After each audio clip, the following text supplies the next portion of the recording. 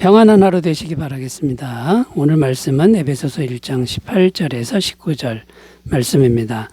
너희 마음의 눈을 밝히사 그의 부르심의 소망이 무엇이며 성도 안에서 그 기업의 영광의 풍성함이 무엇이며 그의 힘의 위력으로 역사하심을 따라 믿는 우리에게 베푸신 능력의 지극히 크심이 어떠한 것을 너희로 알게 하시기를 구하노라. 아멘. 어제 말씀에 이어 오늘 말씀도 바울이 에베소 교회를 위해 기도하는 내용의 말씀인데, 바울의 기도를 통해 교회를 위해 기도할 때 어떻게 기도해야 하는 것인지를 잘 찾아보는 귀한 시간이 되었으면 좋겠습니다. 오늘 말씀 19절 하반절에 보면 너희로 알게 하시기를 구하노라 이렇게 말씀하는데, 무슨 내용이냐면 하나님께서 에베소 교회 성도들이 이것만큼은 알게 해 주실 거를 기도한다는 그런 내용입니다. 그러면 무엇을 알게 해달라고 지금 기도하는 겁니까? 세 가지를 언급하고 있는데, 첫째는 부르심의 소망에 대해서 알게 해주십시오라는 거고, 둘째는 그 기업의 영광의 풍성함이 어떤 것인지 알게 해주십시오라는 거고, 세 번째는 우리에게 베푸신 능력의 지극히 크심이 어떠한지 알게 해달라, 이렇게 세 가지를 기도하고 있다는 겁니다.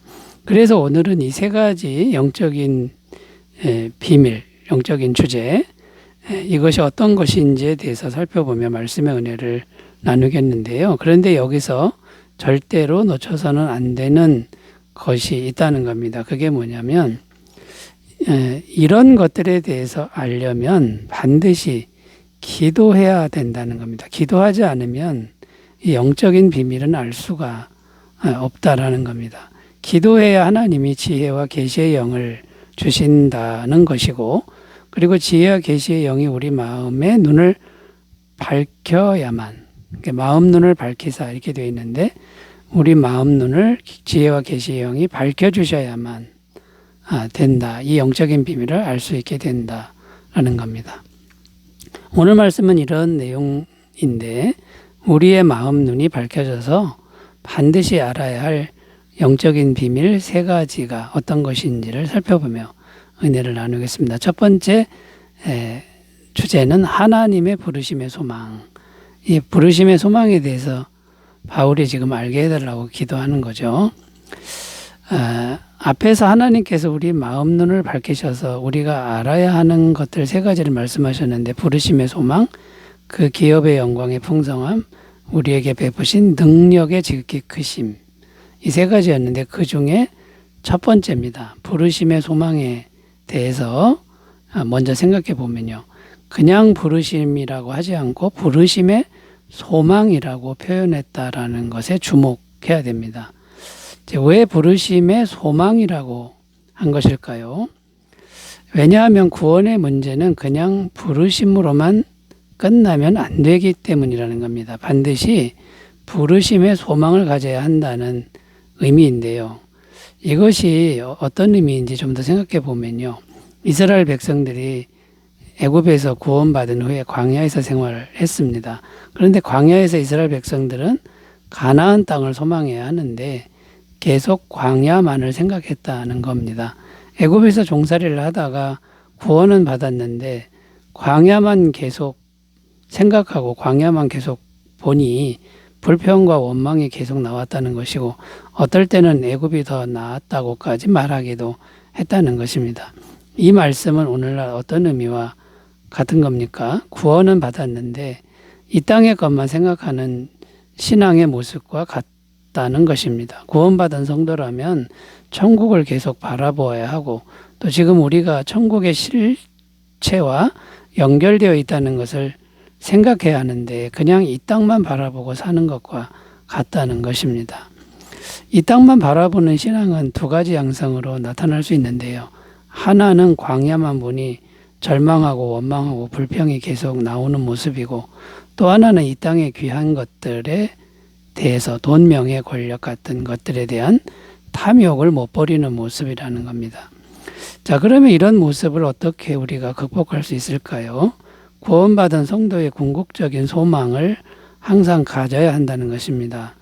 첫째는 이 땅의 삶은 아주 잠깐인 것을 항상 생각해야 한다는 것인데, 이 땅의 절망도 잠깐이고 이 땅의 부귀영화도 아주 잠깐인 것을 항상 생각하며 살면 이런 모습을, 이 땅에만 집착하는 모습을 극복할 수 있다는 거고, 둘째는 이 땅의 귀한 것들은 다 놓고 가야 한다는 생각을 항상 해야 한다라는 겁니다. 이 땅에서 아무리 귀한 거를 많이 얻었어도 죽음과 동시에 다 놓고 가야 된다라는 겁니다. 셋째는 오늘 이 땅을 살아도 이 땅에서의 삶이 궁극적인 목표가 아니라 항상 천국에서의 삶이 궁극적인 목표가 되는 삶을 매일매일 살아야 한다라는 것이죠. 이게 바로 부르심의 소망이다라는 겁니다. 그러므로 오늘도 우리는 이 땅에서 살지만 항상 천국에서 귀한 것이 무엇인지를 생각하고 또 천국에서의 삶을 우리가 소망하면서 살아간다 그러면 부르심의 소망이 넘치는 삶이 될 줄로 믿습니다. 자, 하나님의 부르심의 소망으로 충만하시기 바라겠습니다. 자, 두 번째 영적인 비밀에 대해서 살펴보겠습니다. 두 번째는 그의 기업의 영광의 풍성함, 이것에 대해서 살펴보겠는데요. 그의 기업의 영광의 풍성함이라고 했는데 이 기업이란 단어를 썼습니다. 기업은 무엇을 의미하는 걸까요? 그 기업은 곧 천국이라는 것인데, 그러므로 그의 기업의 영광의 풍성함이란 곧 천국의 영광의 풍성함이라고 할 수 있다는 것입니다. 자, 그러므로 무슨 말입니까? 바울이 기도함으로 에베소 교회 성도들이 꼭 알기를 바라는 것이 바로 천국의 영광이 얼마나 풍성한지 그거를 꼭 알게 해달라고 기도했다는 겁니다. 자, 그런데 왜 바울은 에베소 성도들이 천국의 영광의 풍성함을 알기를 원했던 것일까요? 여러 가지를 생각할 수 있는데 몇 가지만 생각해 보면요. 첫째는 천국의 영광의 풍성함을 알게 되면 이 땅의 고난을 능히 이길 수 있다는 겁니다. 로마서 8장 18절입니다. 생각하건대 현재의 고난은 장차 우리에게 나타날 영광과 비교할 수 없도다. 우리가 이 땅에서 고난을 당할 때 낙심할 수 있는데 천국의 영광의 풍성함을 우리가 안다면 이런 고난은 잠깐이고 그 영광에 비하면 너무나 작은 것이다. 이런 믿음이 생기니까 이 땅의 고난을 이길 수 있다. 이런 의미고요. 둘째는 이 땅의 귀한 것들의 마음을 빼앗기는 우상 숭배에서 벗어날 수 있게 된다는 겁니다.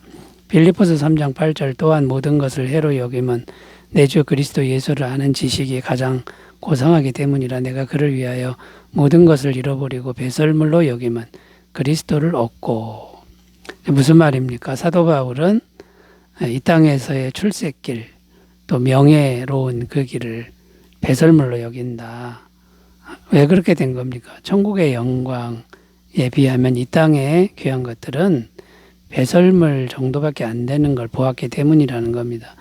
자, 셋째는요. 천국의 영광의 풍성함을 알면 항상 천국을 생각하므로 항상 성령님의 임재로 충만하게 된다는 겁니다. 왜냐하면 성령님은 천국의 영이시기 때문에 우리가 천국을 계속 생각할 때 천국의 성령으로 충만해져서 우리 마음이 천국에 속한 평강으로 채워지게 된다는 겁니다.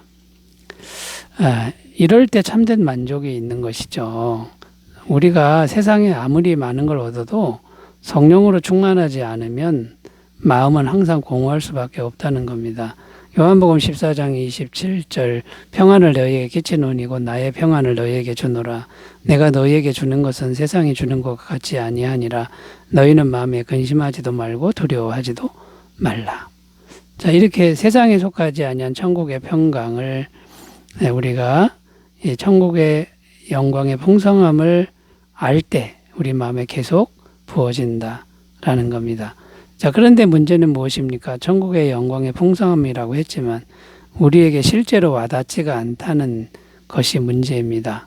왜냐하면 그 영광의 풍성함을 본 적이 없기 때문입니다.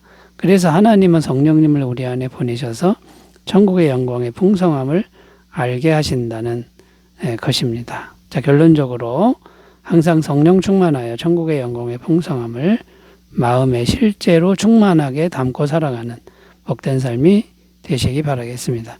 자, 세 번째 주제로 가겠습니다. 세 번째 영적인 비밀, 꼭 알아야 될 비밀. 세 번째는 믿는 우리에게 베푸신 능력의 지극히 크심.